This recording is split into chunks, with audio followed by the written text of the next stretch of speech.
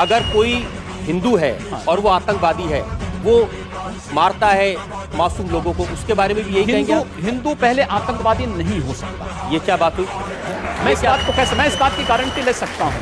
मैं एक सन्यासी हूँ। अगर हमारे एक हाथ में माला है तो दूसरे हाथ में हम भाला लेकर के भी चलते हैं।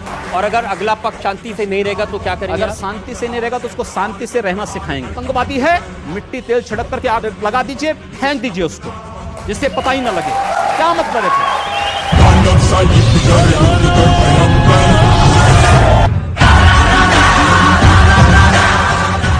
ऐसा लगता है कि आप सिर्फ नफरत फैला रहे हैं, जैसे सिर्फ आग लगा रहे हैं, जैसे किसी का खून पीना चाहते हैं।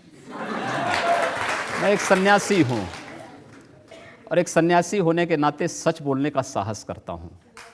जो सच है वो बोलता हूं। देश की राजनीति सच स्वीकार करने को तैयार नहीं है। मुझे लगता है एक दिन उस सच को अपने अस्तित्व के लिए अपने उस सच को स्वीकार करना पड़ेगा। ऐसा सच आप कहते हैं कि अगर एक हिंदू का खून बहेगा तो हम 10 मुसलमान का खून बहाएंगे? मुझे लगता है किस परिप्रेक्ष्य में हुआ है, किस परिप्रेक्ष्य में कहा गया है, पूरा वक्तव्य सामने आएगा तो मुझे लगता है उस पर ज़्यादा बेहतर तरीके से बोलूँगा। चलिए आपको मैं पूरा वक्तव्य सुना देता हूँ आपका, ऐसी क्या बात है। ये वीडियो हमारे पास में है 27 जनवरी 2007 का, गोरखपुर में कैसे आपके मुंह से मशीन गन से भी ज्यादा आग निकल रही है, आपको सुनवाते हैं। अगर एक हिंदू का खून बहेगा तो एक हिंदू के खून के बदले आने वाले समय में हम प्रशासन से एफआईआर दर्ज नहीं करवाएंगे, बल्कि कम से कम 10 ऐसे लोगों की हत्या उससे करवाएंगे जो लोग किसी कतई अब बर्दाश्त की सीमाएं समाप्त हो चुकी हैं। अगर कोई हिंदुओं के घरों और दुकानों में आग लगाता है तो मैं नहीं मानता हूं कि आपको इन सब कृत्यों को करने, इस प्रकार के कृत्य करने से कोई रोकता है। बंधुओं, ये सब सीमाएं स्वाभिमान और सम्मान की पराकाष्ठा को तोड़ती जा रहे हैं और आज आप सबको इसके खिलाफ अपनी लड़ाई को लड़ने की तैयारी करनी चाहिए। मैन जी पूरे फ्लो में बोल रहे हैं आप। भगवा वस्त्र पहन के, हाँ। साधु का रूप धारण करके इस तरह की नफरत की बात करना ठीक है? देखिए, मैंने उस बात को कंडीशनल कहा है। अगर कोई आपको मारेगा तो मुझे लगता है कि सामने कोई मानव होगा तो उस मानव को आप ये मान सकते हैं कि आपने एक थप्पड़ मारा, आप दूसरा थप्पड़ भी सहन कर सकते हैं। लेकिन अगर सामने दानव है तो अगर मारना एक हाथ से मारता है, दूसरा हाथ से उसका जवाब भी दीजिए। मैं एक सन्यासी हूँ। अगर हमें शास्त्र का प्रशिक्षण दिया गया तो शास्त्र के साथ साथ शस्त्र का भी। अगर हमारे हाथ में एक हाथ में माला है तो दूसरे हाथ में हम भाला लेकर के भी चलते हैं, जिससे समाज को शिष्ट भी किया जा सके और दुष्टों को उनके कृत्यों की सजा भी दी जा सके। एक सन्यासी का सही कर्तव्य होता है। ये सारे झोलम झाल से दूर हूं मैं, इसलिए तो मशहूर हूं मैं। खाना सही समय पे नहीं खा पाता, मजबूर हूं योगी जी, आप भारत की पार्लियामेंट के सदस्य हैं, आप उस सर्वोच्च व्यवस्था में हैं जो कानून बनाती है। आप लोगों से कह रहे हैं कि हम एफआईआर दर्ज नहीं करवाएंगे, अगर एक मारेगा तो हम 10 मारेंगे। आप गब्बर सिंह हैं कि हमने प्रशासन से इस बात को कहा। जब प्रशासन बात नहीं मानता है, जहां पर प्रशासनिक व्यवस्था पूरी तरह फेल हो चुकी है, जहां पर वो किसी चीज को सुनने को तैयार नहीं है। गोरखपुर में दर्जनों व्यापारियों की दुकानें आग लगाई जा चुकी थी। एक व्यापारी की हत्या सरेआम इसलिए कर दी जाती क्योंकि हिंदू बालिका को जबरन मुहर्रम का जुलूस उस बालिका के साथ जबरन करने का प्रयास करता और वो व्यापारी उसको बचाने के लिए आता है तो उसकी हत्या सरेआम पुलिस की जीप से खींच करके, चाकू से गोंद करके उसकी हत्या कर दी जाती है। कोई इस बात को सुनने को तैयार नहीं। आखिर हम लोग बाकी इसके अलावा हमारे पास चारा क्या है? अपने लोगों को संगठित करके इस प्रकार के अन्याय का प्रतिकार करना। मुझे लगता है जब कानून और व्यवस्था फेल हो जाती है, जंगल राज हो जाता है, तो जंगल राज का जवाब जैसे को तैसा देने की तैयारी होनी ही चाहिए। मैं वापस आ गया तू फिर से डरेगा, जिस तरह फ्लॉप हुआ आप क्या करेगा, मैं पहले से फेमस। योगी जी, प्रधानमंत्री नरेंद्र मोदी कहते हैं सबका साथ सबका विकास। ऐसे विकास करेंगे लोग के घर जला के उनको मार के? हमने कहा हम पहल नहीं कर रहे हैं। हमने अपने तरीके से नहीं जलाया है। हम कह रहे हैं कोई हमारा जलाएगा तो ये निश्चिंत होकर के नहीं बैठेंगे। आप लोगों को भड़का रहे हैं, उनको हिंसा करने के लिए उकसा रहे हैं, ये कानूनन अपराध है। मैंने ये कहा कि अगर कोई हमारा जलाएगा तो वो सुरक्षित नहीं बैठेगा। हम फिर इस बात की प्रतीक्षा नहीं करेंगे कि प्रशासन आएगा, हमारी बात को सुनेगा और फिर वह अपने तरीके से फैसला लेगा। प्रशासन रोकें अन्याय। मैं फिर कहता हूं ना कि अन्याय किसी के साथ ना हो, लेकिन हम अन्याय सहेंगे भी नहीं। I got broads in Atlanta, just to me in the family, credit cards and the scammers. लेकिन आप ये जानते हैं कि ऐसे भाषण देना, लोगों को भड़काना, मर्डर के लिए भड़काना, कत्ल के लिए भड़काना, आग लगाने के लिए भड़काना, ये कानूनन अपराध है। ये कंडीशनल है। अगर कोई आपको मारता है, प्रशासन कार्रवाई नहीं करता है, आप हाथ पर हाथ धरे रहे मत बैठिए, उसका प्रतिकार करिए। कानून आपको इस बात की इजाजत भी देता है कि आप आत्मरक्षा के लिए कुछ भी करिए। मैं आपकी इस बात से बिल्कुल सहमत नहीं हूं, और बात आपकी सिर्फ यहां नहीं रुक जाती है, आपका अपराध और बड़ा है। आपने कहा कि अगर एक हिंदू बालिका को ले जाएंगे तो हम 100 मुस्लिम बालिकाओं को ले जाएंगे।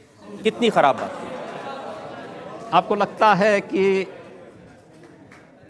हिंदू बालिका, उस बालिका को ले जाना उस लव जिहाद का एक हिस्सा है जो देश के खिलाफ एक साजिश है। और आज जो मैं कह रहा हूं, हिंदू शब्द को आखिर आप लोग सांप्रदायिकता के उसमें क्यों रखना चाहते हैं? वो कोई जाति नहीं, कोई मत नहीं, कोई मजहब नहीं, कोई पंथ नहीं, कोई संप्रदाय नहीं, वो तो हमारी एक राष्ट्रीय पहचान है। अगर मैं उन 100 लोगों को राष्ट्रीय पहचान के साथ जोड़ने की बात कर रहा हूं तो कौन बुरी बात है? अच्छी बात है, सबको जोड़ा जाना चाहिए। आप तो खुलेआम कन्वर्जन की बात कर रहे हैं। ये कन्वर्जन नहीं, ये परावर्तन है। कन्वर्जन वह है, एक हिंदू का इस्लाम या ईसाइयत में जाना कन्वर्जन है, लेकिन अगर एक ईसाई और एक मुसलमान वापस हिंदू में आता है तो उसका परावर्तन है, घर वापसी है। मुझे लगता है यह उसकी घर वापसी का हमें समर्थन करना चाहिए, क्योंकि उसको उसकी राष्ट्रीय पहचान मिल रही है। ये देश का कानून इसका समर्थन नहीं करता। दूसरा करे अपराध, आप करें तो देश का कानून धर्मांतरण को स्वेच्छा से मान्यता देता है, लेकिन धर्मांतरण को नहीं। यह धर्मांतरण हिंदू में वापस आना, अपनी राष्ट्रीय पहचान में पुनः वापस आना। इस देश में आज तो देश के अंदर जो डीएनए थ्योरी आई है, उसने इस बात को साबित किया है कि सब एक ही उससे मूल से हैं। और डीएनए थ्योरी इस बात को जब प्रमाणित करती है, तो मैं अगर उसी डीएनए थ्योरी के साथ जोड़ने की बात कर रहा हूं तो भारत की राष्ट्रीयता के साथ जोड़ने की। एक और वीडियो हमारे पास में है, और सुनिए आपने क्या कहा। हम लोगों ने तय कर रखा है कि अगर वो एक हिंदू बालिका को ले जाएंगे तो कम से कम 100 मुस्लिम बालिकाओं को हिंदू। अगर एक हिंदू को मारेंगे तो 100 को हम भी मारेंगे। आप जनता से कहलवा रहे हैं, वो एक हिंदू को मारेंगे तो 100 को हम भी। लेकिन मैं नहीं कह रहा हूं ना, पब्लिक कह रही है।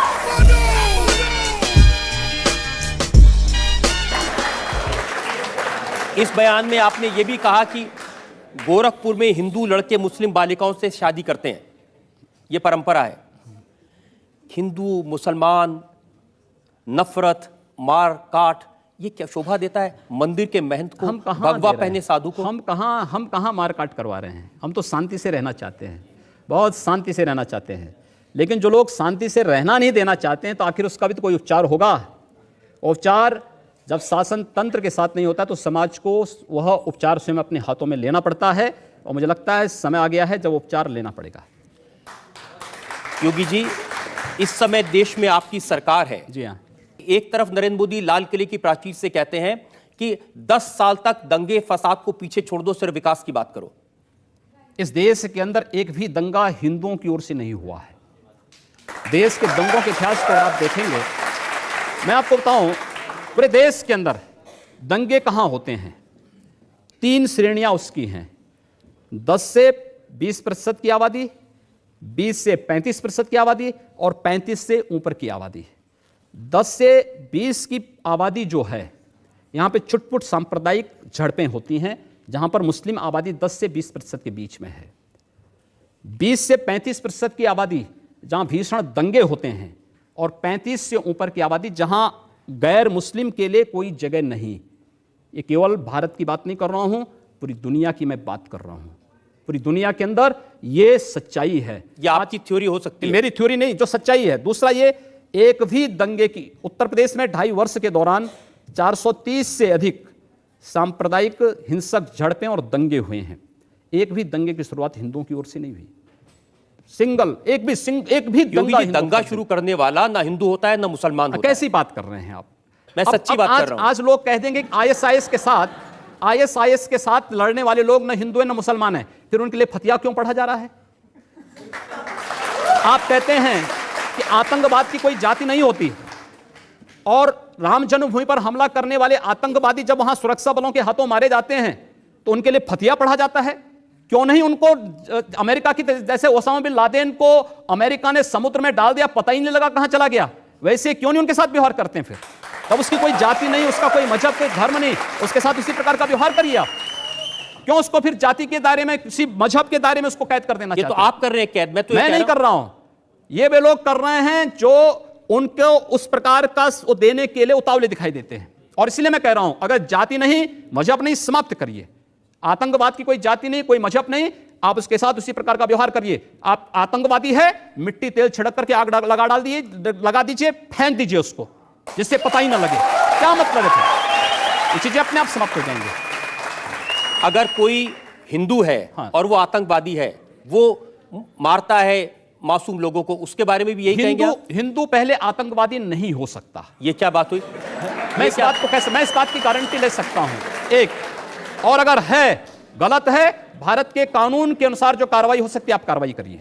देखिए, ऐसी बेसिर पैर की बात का तो मैं भी कोई जवाब नहीं दे सकता। मैंने कहा ना, दोनों बातें, मैं दोनों चीजें कह रहा हूं। पिछली सरकार ने हिंदू आतंकवादी नहीं हो सकता, क्योंकि उसका देश है, उसकी मातृभूमि है, पिछली सरकार ने ऐसे बहुत सारे लोगों को पकड़ा था, जिसमें आरएसएस के लोग थे, जिसमें प्रज्ञा भारती थी, बहुत सारे लोग थे जो लोग भगवा वस्त्र पहनकर आतंकवाद करते थे, जिन्होंने बम लगाए थे, जिन्होंने मारा था लोगों को।